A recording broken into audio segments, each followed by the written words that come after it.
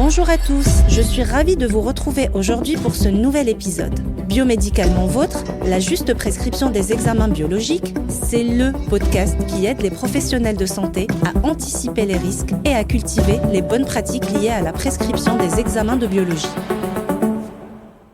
Je suis Abla, biologiste médicale, et cette semaine, nous retrouvons Véronique, médecin généraliste à Rouen, qui a une question dans laquelle vous vous reconnaîtrez peut-être.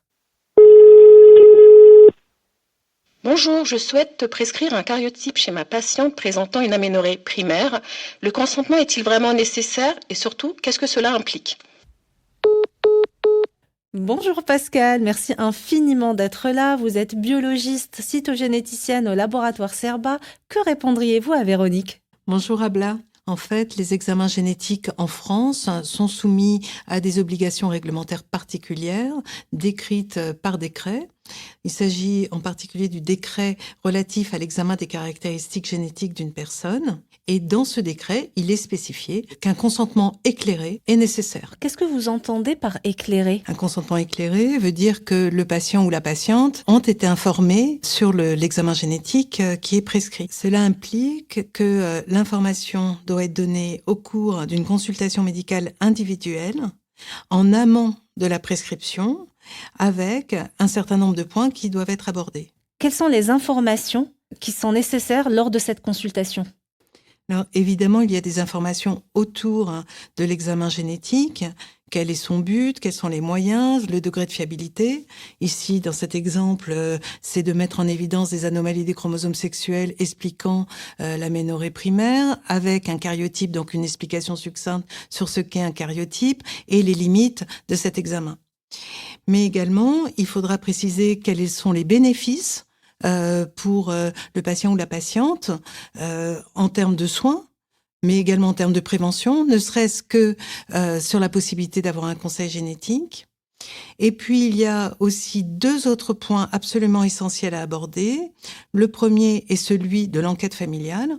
En effet, certaines anomalies génétiques sont potentiellement héritées, ce qui veut dire que d'autres membres de la famille peuvent en être porteurs et peuvent avoir un intérêt à ce qu'un diagnostic soit réalisé chez eux.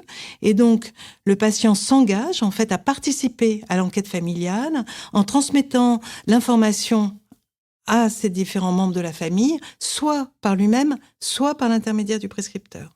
Le deuxième point vraiment important est que, au cours d'un examen génétique, on peut être amené à mettre en évidence des anomalies qui ne sont pas en lien avec l'indication de l'examen génétique. C'est ce qu'on appelle les données incidentes.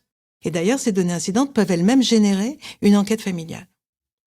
Quoi qu'il en soit, à l'issue de cette consultation, le prescripteur signe une attestation comme quoi il a bien délivré les informations au patient ou à la patiente. L'attestation, c'est la même chose qu'un consentement ? Alors non, en fait, l'attestation doit être signée par le prescripteur et atteste en fait que celui-ci a bien fourni les informations au patient, alors que le consentement, quant à lui, doit être signé par le patient. Merci Pascal.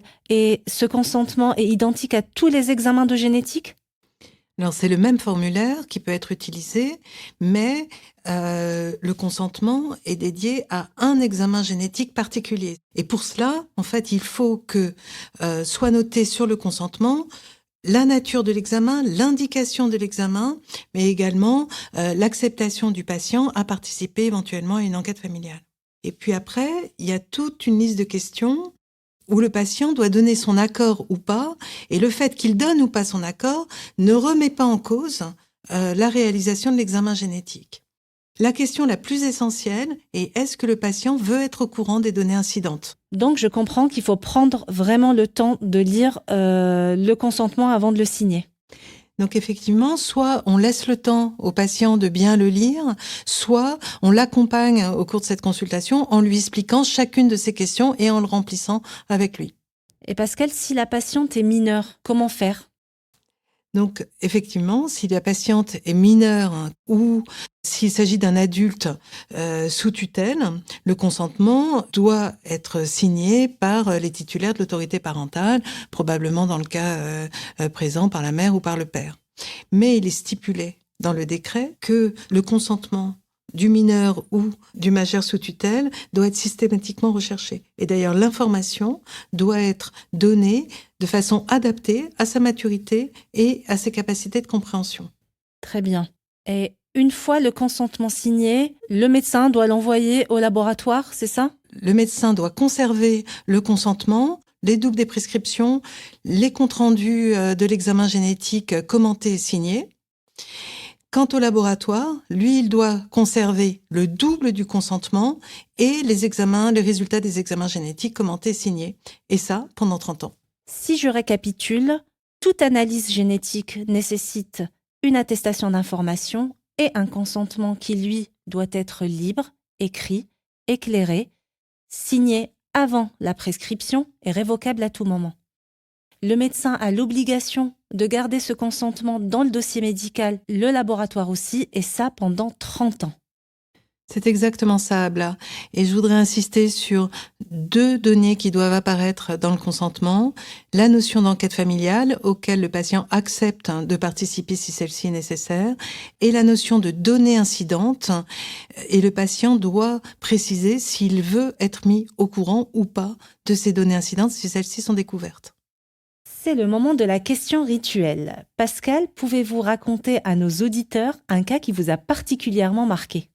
J'ai souvenir d'un couple, la femme était enceinte. On venait de faire la découverte d'une anomalie chromosomique chez le fœtus, a priori de mauvais pronostic, mais les karyotypes des parents étaient nécessaires afin de confirmer le pronostic fœtal.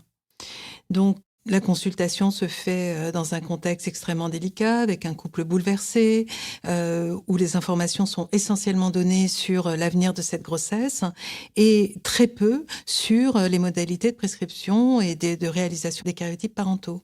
C'est le prescripteur lui-même qui remplit le consentement, qui coche les cases et qui fait signer très vite ces documents par le couple au milieu d'autres papiers. Et lorsqu'on réalise le karyotype de monsieur, on retrouve un syndrome de Klinefelter. Alors, un syndrome de Klinefelter implique évidemment une prise en charge en endocrinologie du patient, mais également implique une fausse paternité. Et donc, évidemment, c'est toujours délicat d'annoncer une fausse paternité à qui que ce soit, dans n'importe quel contexte. Cependant, le patient n'avait pas du tout compris qu'on pouvait retrouver quelque chose qui n'avait rien à voir avec l'anomalie de son fœtus. Un grand merci Pascal d'avoir accepté d'être parmi nous et pour toutes ces informations précieuses. Merci Abla et à bientôt. Vous souhaitez suivre nos actualités ?